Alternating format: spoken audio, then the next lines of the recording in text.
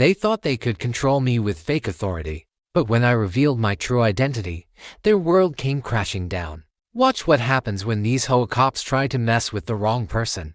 Asterisk before we continue, please subscribe to the channel and tell us where you're listening from. Your support means everything. The evening had settled into a quiet lull, the kind of peaceful calm you only get after a long day. The sound of the refrigerator humming, the steady tick of the clock, the faint breeze rustling the leaves outside, it all made the world feel like it was still. I poured myself a drink, enjoying the solitude of the night. But, as I sat down in my living room, ready to unwind, there was a sudden knock at the door. I paused, the glass halfway to my lips. The knock wasn't soft or polite. It was firm, almost urgent. My heart skipped a beat. Who could that be at this hour? I set the drink down on the coffee table and walked to the door. When I opened it, there were 3 men standing there, all dressed in black vests with large white letters reading HOA enforcement. My first thought was that they looked too official, too organized for something as trivial as a community rules violation. The leader of the group, a tall man with a sharp jawline and calculating eyes, stepped forward. "We need to speak with you about some property violations," he said, his voice firm but controlled, like he was used to being obeyed. "Violations?" I asked, eyebrows raised, already sensing that something wasn't quite right. "I haven't received any notices." "What's this about?" The leader didn't flinch. "We don't need to issue formal notices for HOA violations," he said, his tone carrying an edge of authority I wasn't used to. "We have orders to inspect your property immediately." I felt a pit form in my stomach. There was something about this situation that didn't add up. HOA violations don't require tactical teams, and these men were far too prepared. The leader's expression remained unreadable, but I could feel the intensity of his gaze as it lingered on me, sizing me up. I stepped aside, opening the door slightly wider. "Okay, if you say so," I replied, trying to remain composed, but suspicion was starting to grow. Why the heavy-handed approach? Why the intimidation? They weren't acting like typical HOA enforcers. They entered without hesitation, and I followed them into the hallway. The leader moved with purpose, but the other 2 men lingered by the door, as if to make sure I didn't have any chance of backing out. The tension in the air thickened. "We need to make sure everything is in compliance," the leader continued, his words almost rehearsed. There was no warmth in his voice, no sense of professionalism. This felt more like an interrogation.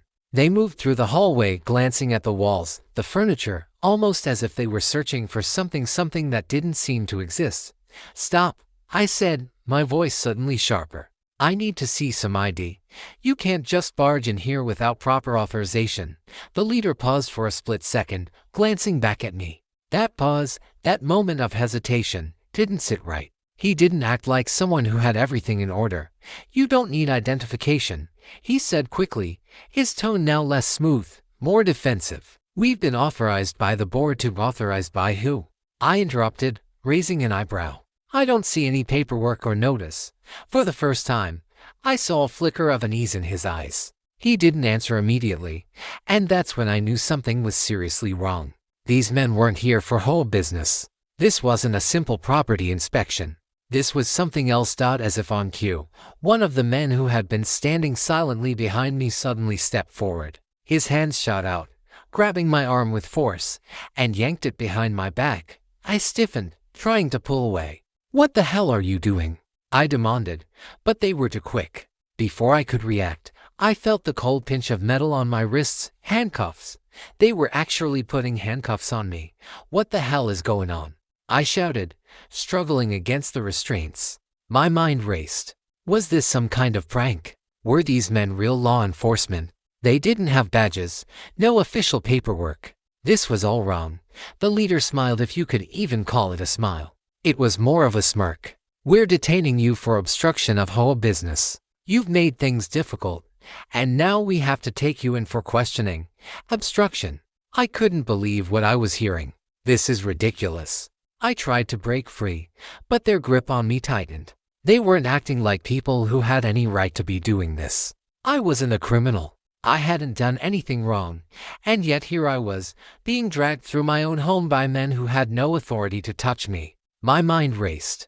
Why had they targeted me? What was their endgame? They weren't after HOA violations, there was something bigger going on here.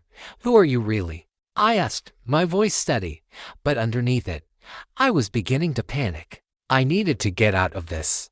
I needed to think. Shut up and come with us, the leader snapped, motioning for the others to start pushing me toward the living room. But I wasn't about to go down without a fight. Something inside me clicked. I had been in situations like this before, just never one this intense. I had the training. I knew how to handle a situation like this. Slowly, I reached into my back pocket, my fingers brushing against the cool leather of my wallet. The men didn't notice, too busy shoving me forward. In one swift motion, I pulled out my badge and flashed it in front of their faces. Stop, I commanded, my voice taking on a new, commanding tone. I'm a U.S. Marshal, and you've just made a very, very big mistake.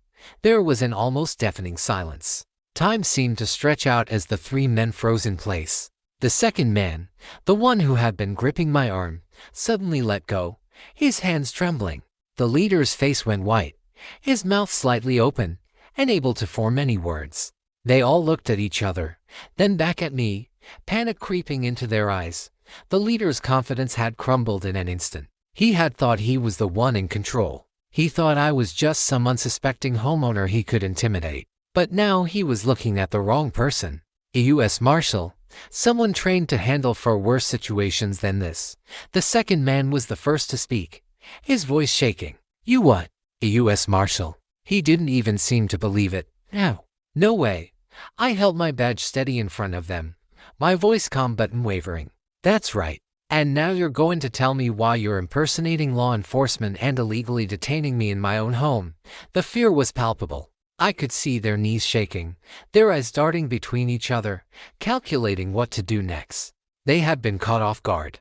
And now they were facing the one thing they had never prepared for, a real officer who could expose them for what they were, frauds. We didn't know, the leader muttered, almost pleading now. We didn't know you were. We thought you were just some guy. I repeated, my voice sharp. You've been running a scam, haven't you? Impersonating law enforcement, trying to scare people into compliance. Is that it? Or is there something more? They didn't answer immediately. They couldn't. Their lies were unraveling before them. I could tell they didn't know how to get out of this. Why don't you tell me how you plan to get away with it? I asked, taking a step closer, my voice low. You know this isn't just a violation of HOA rules. You've committed a crime, and you're about to face the consequences. The tension in the room was unbearable. They were no longer acting like the men who barged in to enforce property rules. They were broken, shaken, caught in a trap they couldn't escape. They weren't prepared for the law, for someone who could see through their ruse. I'm calling the authorities, I said, reaching for my phone. I dialed the number for local law enforcement. I wasn't about to let these men walk away. They'd crossed the line, and they needed to answer for it. You can't escape this. You've already broken the law. As I called the police, I noticed one of the men, the youngest of the three, shift nervously toward the door, clearly contemplating an escape. But the leader was too frightened to make a move. They were paralyzed with fear, unable to do anything but wait for the inevitable. The minutes felt like hours, but eventually, the sound of sirens grew louder outside. Real law enforcement had arrived. The door swung open, and two officers stepped in, their eyes immediately scanning the scene. These men are under arrest, I said, nodding toward the three fake officers. They've been impersonating law enforcement officers, and I'm placing them in custody for obstruction, identity fraud, and a host of other charges.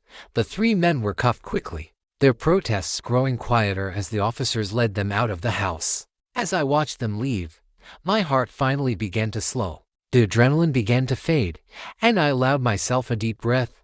I had done it. I had taken control of the situation, exposed the scam, and prevented these men from causing any more harm. As the door closed behind them, I walked back into my living room, where the calm silence returned, but this time, I knew the peace would last. Justice had been served, and it had been me who made sure of it.